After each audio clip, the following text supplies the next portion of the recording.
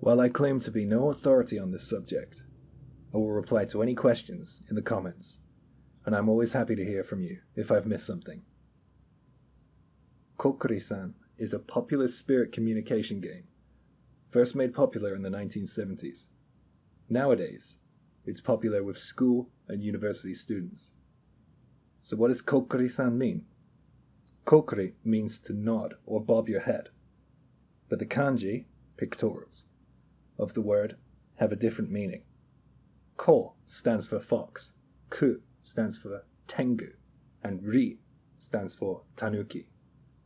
These three creatures have a reputation of being tricksters in Japan.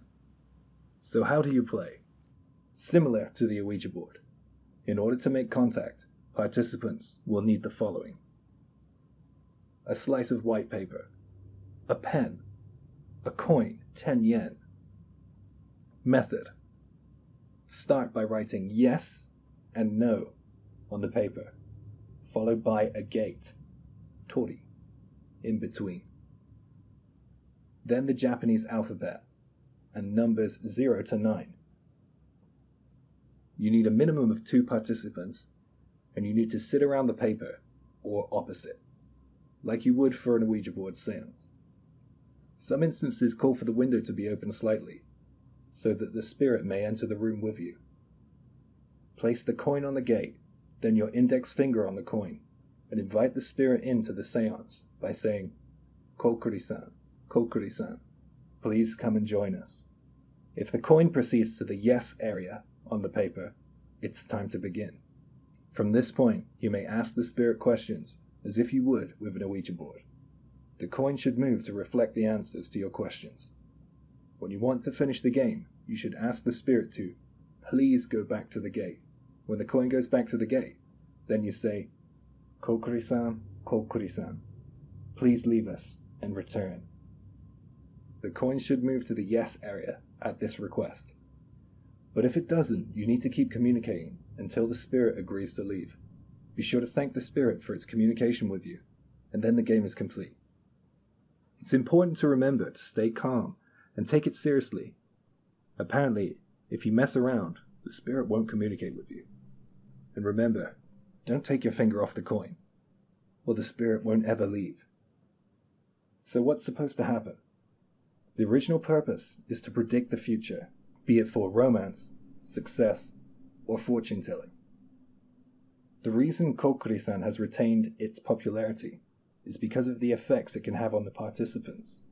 Mysterious phenomena, physical sickness, hauntings, and even trips to the hospital have been said to be a direct result of playing Kokkuri-san. In this video, you will hear 4 accounts of Kokkuri-san communications. This is a true experience, which happened to me over 20 years ago, that I'll never forget. It was the summer of 1989. My classmates and I were on a school trip. We were studying by the sea. We were staying in a coastal dormitory. It was really great. At night, it was a little creepy there. The dorm was surrounded by huge pine trees, which meant that we couldn't hear the sea or the national highway either side of the dorm. The teachers didn't even want us to go out alone at night. So our thoughts turned to scary things. We would tell ghost stories in our bunk beds. My friend seemed to know some history about the place. He told us some ghost stories. One was about bodies being washed up on the very beach we had played on that day. It was getting spooky, and we were all enjoying it. We were hearing things, seeing shadows move in the corner of our eyes, you know? We were jumping at the smallest noises. We were all under the impression that we weren't alone. So one friend called out, "I think there's something here with us, you guys. Who wants to find out? Let's play Kokkuri-san." It was a terrifying idea to me. I don't think any of us truly wanted to. The atmosphere was killing us. We were already scared enough. Since no one offered an immediate answer, my friend kept pushing for us to try it. Come on, come on. If something's here, it's like the perfect time to do it. Imagine if someone died here. We can ask how they died.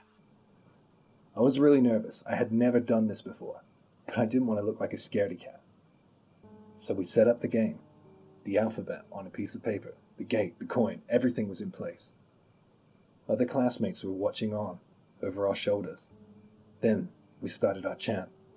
Kokkuri-san, Kokkuri-san. Suddenly, the coin started to move. After the initial hysteria, we calmed down and started to ask questions. And we started to get some answers. What's your gender? Male. How old are you? It went from a 5 to a 6. 56? Why did you die? Ko-ro-sa-re-ta. Killed. I thought my friend was moving the coin, so I glared at him. Our eyes met, and I asked him outright if he was moving that coin. He looked frightened. He thought I'd been moving the coin. I hated this. It was too much. Everyone was getting creeped out too. I thought it would be a good time to quit. My friend said, Kokkuri-san, please leave us and return. The coin moved to the word no. No matter how many times we asked, the answer was the same. We knew if we stopped without permission, it would be dangerous. We didn't want to invite anything to stay with us. We didn't want to be cursed. What the hell do we have to do to stop this? My friend asked. Shine. Die, was the response. We had obviously contacted some sort of malevolent spirit. We were all worrying. I could tell by the hushed silences. I said aloud, No, that's not happening. Then we finally got our answer. Kami otsu ni kutsudemasu no shini urero. Tear up the paper into 8 pieces and bury it under a pine tree.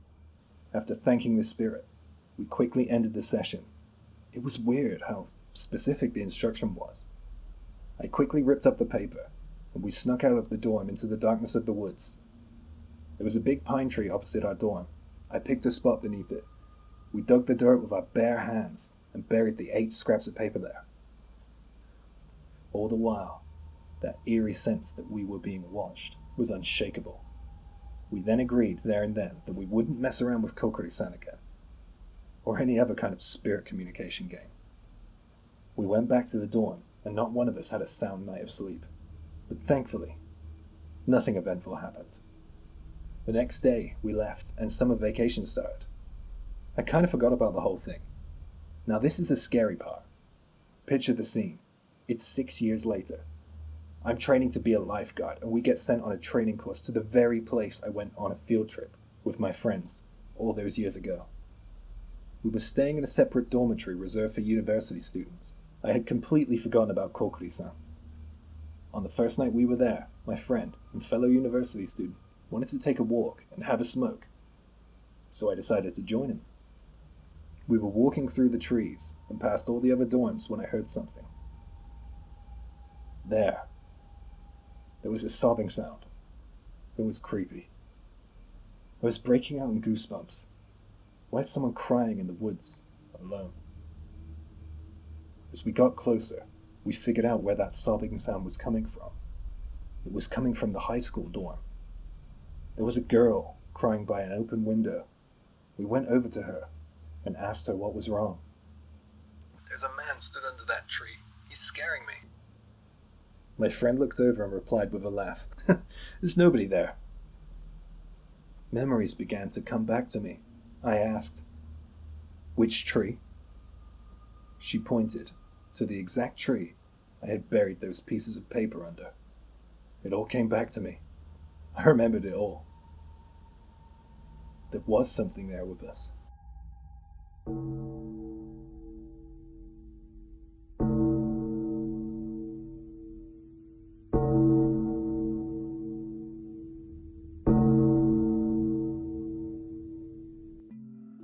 I think back to this event each year, when the leaves begin to turn a golden color in the final stages of summer. Back then I was in high school. It was at the height of Kokkuri-san's popularity. Me and 3 other friends were interested in trying it out. We were on a sleepover at M's house. I don't want to use her real name. We planned to play Kokkuri-san at the stroke of midnight. We set up everything, and in the shimmering light of 4 candles, we began. The mood was set, and we spoke in hushed voices, as not to wake M's parents. "How old are you?" my friend asked. 10 years old, the coin spelled out. "Did you live around here?" I asked. The coin moved straight to the yes area. "I am Ayaka Namaeha." It didn't feel like a game. There was too much detail. The atmosphere was becoming heavy and oppressive. There was a noise. It sounded like something hit the window. My 3 friends screamed. I tried to remain calm, and I said, "Whatever you do, don't take your finger off the coin. If you do, the spirit won't leave. It will stay with us." We regained our composure, and I said as calmly as I could, "Ayaka, thank you for communicating with us, but we're tired and we want to go to sleep. Please return and leave us." The candles flickered. Whatever was present with us ignored my request and continued to spell out words. "I was hit by a car at 5 years old. I would be your age," it spelled. "I understand. We're all really sorry for you. Please leave us," I said. One of my friends was tearing up. I was sure that no one was manipulating the coin at this point. It was so specific. "No, on the 10th of October. I will take one of you with me." One of my friends, M, screamed. She couldn't take it anymore. Her finger left the coin. As she shouted, "You won't take anyone! Goodbye!" I cannot explain how strange it was when we broke the communication. It was just so silent and eerie in that moment. Suddenly, one of the candles fell down on the desk by M. We didn't sleep that night. It was the most frightening experience I've ever had. Time went by, and we ended up going our separate ways a bit. We kind of lost touch for a while. I mean, we would still text each other, but we weren't really meeting up much anymore. Then one autumn day, I got an invitation from M to go to a festival. I didn't really feel like going, to be honest, so I declined, and I just stayed at home. Then suddenly, we got a call from a friend, one who joined us on that fateful sleepover night. I answered the call to her screaming, "M, she's been hit! She's been hit! Drunk driver at the festival!" I couldn't believe it. I was in tears. M was in the hospital. But thankfully, she pulled through. It was an incredibly difficult time for us, and it brought us all closer together again. I guess I'm kind of grateful for that. The accident was in the local paper too. By the way, the date of the festival and the accident was the 10th of October.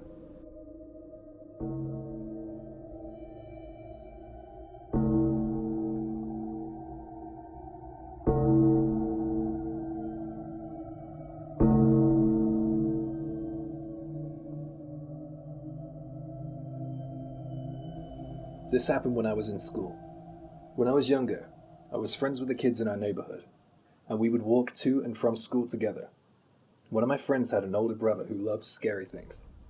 He was into the occult, urban legends, and would sometimes tell us scary stories. One day over the weekend, I think it was once a week or something, the adults in our friend circle would get together and have a game night. It was great because all us kids could hang out together. We used to hang out in this empty lot. It was by an abandoned building. It was cool. It felt like it was ours, you know? So we were there playing baseball in the empty lot, and the sun was beginning to set.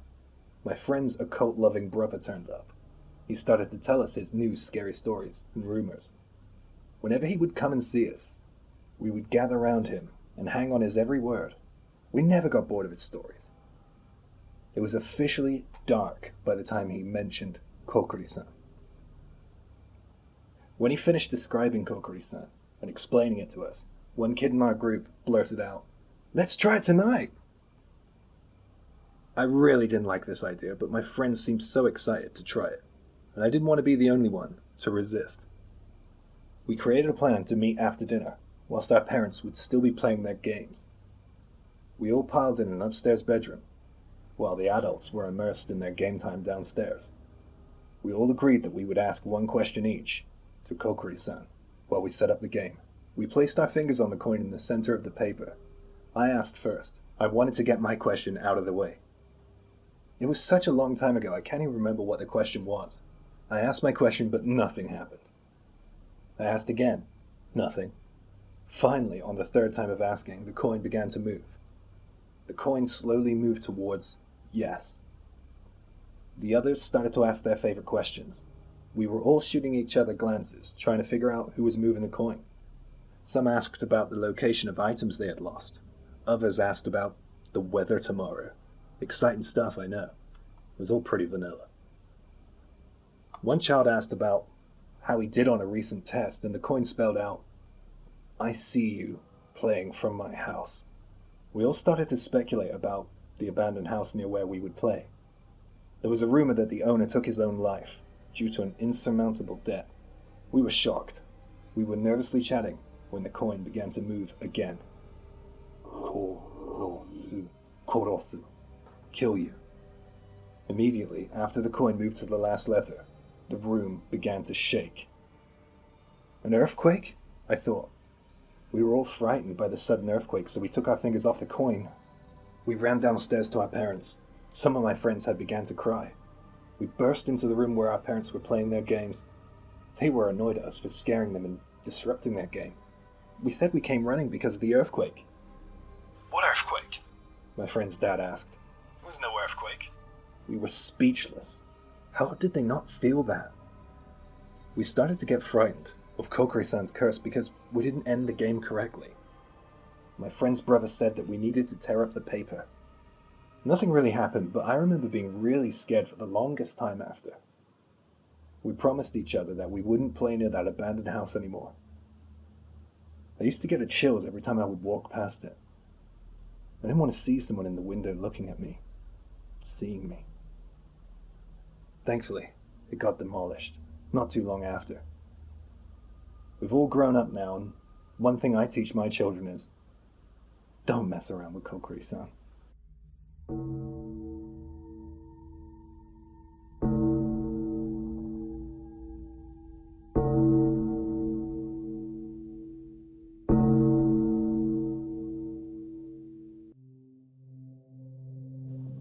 There are many stories about Kokkuri-san out there, so I just want to share my own experience.